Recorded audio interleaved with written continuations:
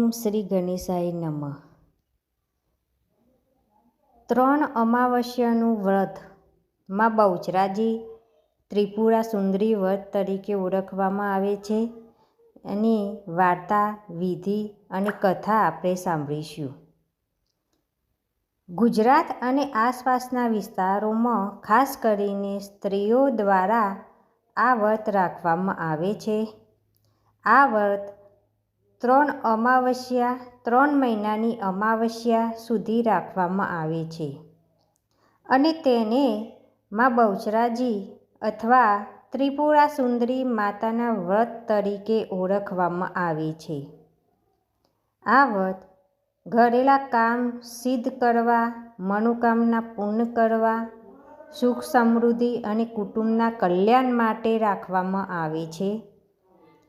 તો મિત્રો, હવે આપણે વ્રતનું મહત્ત્વ સમજીશું। આ વ્રત 3 અમાવસ્યા સુધી રાખવાથી માં બહુચરાજી ત્રિપુરા સુંદરી પ્રસન્ન થાય છે અને ભક્તિની મનોકામના પૂર્ણ કરે છે। ખાસ કરીને સંતાન સુખ, વિવાહ, આરોગ્ય, ધન સમૃદ્ધિ અને કૌટુંબિક સુખ માટે ફાયદાકારક માનવામાં આવે છે। વ્રત પૂર્ણ થયા પછી સમાપ્ત કરવું જરૂરી છે, જેમાં માતાની પૂજા, કથા અને દાન પુણ્ય કરવામાં આવે છે।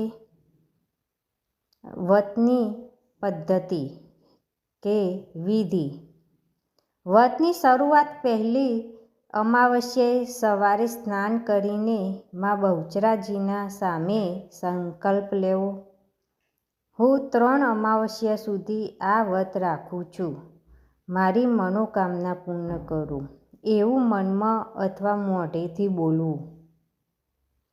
દરરોજ અમાવસ્યાએ કરવાનું। સવારે વહેલા ઉઠીને સ્નાન કરો, માં બહુચરાજી અથવા ત્રિપુરા સુંદરીની મૂર્તિ ચિત્ર સામે દીવો, ધૂપ, ફૂલ, ચંદન, હળદર, કુમકુમ વગેરે અર્પણ કરો।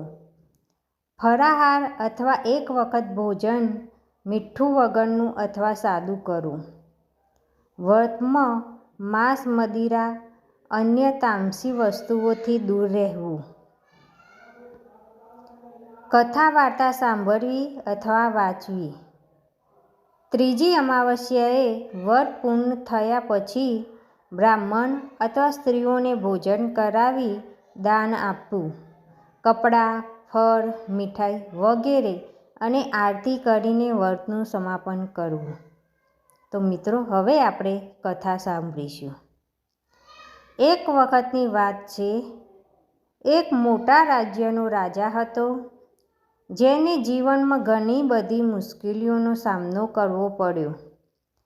રાજાનું રાજસ્થાન દુશ્મનોથી ભરેલું હતું।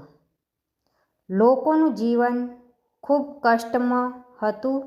રાજાએ ઘણા સાધુ સંતો, જ્યોતિષીઓ અને ગુરુઓ પાસે માર્ગદર્શન મેળવ્યું, પરંતુ કોઈ પણ ઉપાયથી તેની સમસ્યાઓ દૂર થતી નહોતી। ત્યારે એક દિવસ રાજાએ એક સપનામાં માતા ત્રિપુરા સુંદરીના દર્શન કર્યા। તે સપનામાં માતાએ રાજાને આ વ્રત રાખવાનું જણાવ્યું। આ માર્ગદર્શને રાજાને ખૂબ જ પ્રેરણા આપી।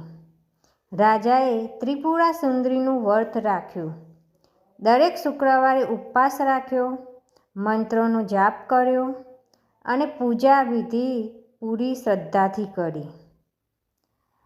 આ ધીરે ધીરે રાજાની તમામ મુશ્કેલીઓ દૂર થવા લાગી। દુશ્મનો દૂર થયા, લોકોના જીવનમાં સુખ આવી અને રાજ્ય સમૃદ્ધિ અને શાંતિથી ભરાઈ ગયું।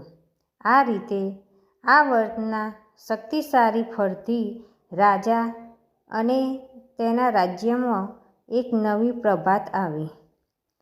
આ કથા આજે પણ લોકો માટે પ્રેરણા સ્ત્રોત છે, કારણ કે તે બતાવે છે કે સાચી ભક્તિ અને નિયમિત શ્રદ્ધાથી કોઈ પણ મુશ્કેલીઓનો સમાધાન મળી શકે છે.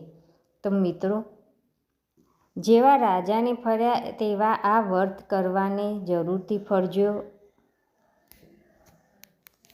અને જરૂરથી પ્રસન્ન થજો. જય બહુચર માં.